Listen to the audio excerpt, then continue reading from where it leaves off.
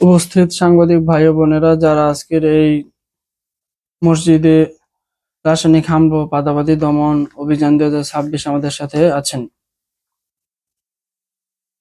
আজকে অত্যন্ত কষ্টের সাথে আপনাদের সামনে আমি হাজির হয়েছি। পবিত্র মাহে রমজানে প্রতিটি মসজিদে হওয়ার কথা প্রশান্ত এবং শান্তিময় জায়গা, কিন্তু কিছু সাইলেন্ট কিলার ও কিছু মূলা সন্ত্রাসীদের কারণে এখন মসজিদগুলোতে মিথেন গ্যাসের চেম্বার হয়ে দাঁড়িয়েছে। এই পাত অর্থাৎ মিথেন গ্যাস প্রতিরোধে আমরা 5টি আইন এবং বিধান আপনাদের সামনে পেশ করছি।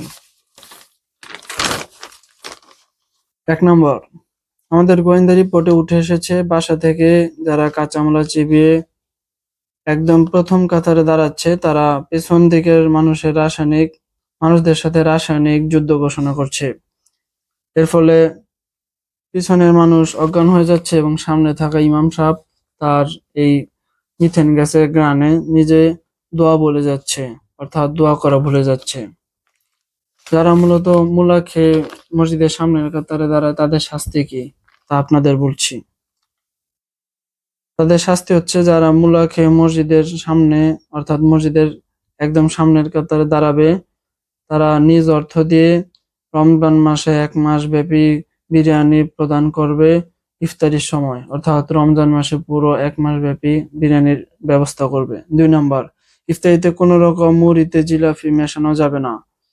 যিনি ইফতারিতে মুড়িতে জিলাপি যিনি মিশাবেন আর যিনি খাবেন তার পেটে তো গ্যাস হবেই। আর যিনি মিশাবেন তাকে যে ব্যক্তি মূলত খেয়ে পেটের মধ্যে গ্যাস জমাবেন, সেই ব্যক্তির গ্যাস যিনি বানাবেন, এই মুড়ির সাথে জিলাপি মিশাবেন, তার সেই গ্যাসগুলো খেতে হবে, অর্থাৎ সেই পাতটা খেতে হবে। 3 নাম্বার, কোনো ইমাম সাহেবের পেছন থেকে যদি পাদের ঘ্রাণ বের হয়, অর্থাৎ মনে হয় যে সে পাদ মেরেছে নামাজের মধ্যে, তাহলে সেই পাদের দ্বারা যদি সেই রাসায়নিক গ্যাসের দ্বারা যদি কোনো মুসল্লি কিংবা কোনো ব্যক্তি যদি অজ্ঞান হয়ে যায়, তাহলে ইমাম সাহেবের চাকরি নট করে দেওয়া হবে। 4 নাম্বার, মসজিদে থাকা ব্যক্তি কমিটিদের দায়িত্ব থাকবে রমজান মাসের প্রতি জুম্মার দিন অর্থাৎ শুক্রবারে ইফতারির সময় নিজেদের অর্থ দিয়ে মসজিদের মধ্যে বিরিয়ানি দেওয়া। আর যারা দিবে না, তাদের নাম মসজিদ কমিটি থেকে অর্থাৎ কমিটির তালিকা থেকে কেটে দেওয়া হবে। এতে যারা টাকা দেবে না এবং তাদের বিরুদ্ধে আরো কঠোর শাস্তিও দেওয়া যেতে পারে, যেমন তাদের যাবজ্জীবন কারাদণ্ড দেওয়া যেতে পারে। 5 নাম্বার, বিরিয়ানিতে মূলা ব্যবহার করলে যাবজ্জীবন কারাদণ্ডের আদেশ জারি করেছে বিশ্ব মূল্য অধিদপ্তর। আর তাই তো এখন আপনাদের উচিত, আপনারাই জানেন যে এখন কি করবেন। যারা মূলা ব্যবসায়ী আছেন, ভালো তো ভালো হেমায়তপুর থেকে কিংবা বড় বড় বাজার থেকে চলে যান। আচ্ছা, এখন আমাদের সংবাদ সম্মেলনের শেষ পর্যায়ে। এখন সাংবাদিক ভাই বোনেরা, আপনারা আপনাদের প্রশ্ন করতে পারেন। স্যার, এসি চললে পাদের গন্ধ মসজিদ থেকে বের হয় না কেন? তাহলে কি ধরে নেব যে দেখুন, মসজিদের এসিটা এটা নষ্ট? কোনো এসির দোষ নয়, এটা হলো ইংলিশ ভাষায় বলে কোল্ড ট্র্যাপ ইফেক্ট, এটাকে বলে যে এসির মধ্যে থাকা পাদ এবং একটি ঠান্ডা বাতাসের মিলন, অর্থাৎ তা মিশে যা হয় আর কি। যখন মসজিদের মধ্যে কোনো মূলাখর পাদ দেয়, তখন সেখানে দেখবেন যে আসলে পুরোটা মসজিদ সেখানে পাদে ভরপুর হয়ে যায়, কারণ এসিটা অ্যাম্পলিফায়ার হিসাবে কাজ করে। এই পাতগুলোকে বন্টন করতে করতে সবার নাকে পৌঁছে দেয় এবং এর ফলে অনেক মানুষেরা না ফেরার দেশেও চলে যেতে পারে।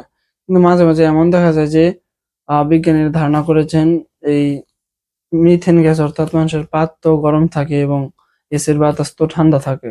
আর তাই তো সেই ঠান্ডা বাতাসটা উপরে থাকে এবং গরম বাতাসটাকে ঠান্ডা বাতাসগুলো চাপ দিয়ে নিচের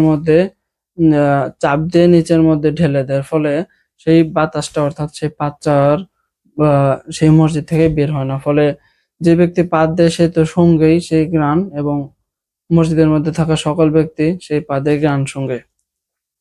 এর ফলে অনেক মানুষেরও আবার ক্ষতি হতে পারে। এখানে এসির কোনো সমস্যা নেই। জি, স্যার, পরবর্তী পেছনের প্রশ্ন। কাতারে মুসল্লিরা হুড়োহুড়ি করে কেন? দেখুন, এখানে ধৈর্যের কোনো স্থান নেই। পাত হচ্ছে মূলত একটি শক্ত দেওয়ালের মতো, যা অদৃশ্য। সামনে থেকে যখন কোনো এক সাইলেন্ট কিলার তাদের এই মিথেন গ্যাস প্রেরণ করে, অর্থাৎ পাত দেয়, সেই মূলার গ্যাসটা মূলত একটি দেওয়াল আকারে সবাই নাকে এসে বাড়ি খায়। পরবর্তীতে অনেকেই এই বাড়ি খাওয়ার কারণে তারা শ্বাস নিতে কষ্ট হয় এবং ফুসফুসের মধ্যে তাদের ফুসফুসের কার্যক্রম কমে যায়। এর ফলে অনেকে ছটফট করতে থাকে, পিছনের দিকে এদিকে সেদিকে দৌড়াদৌড়ি করে ছটফট করতে থাকে।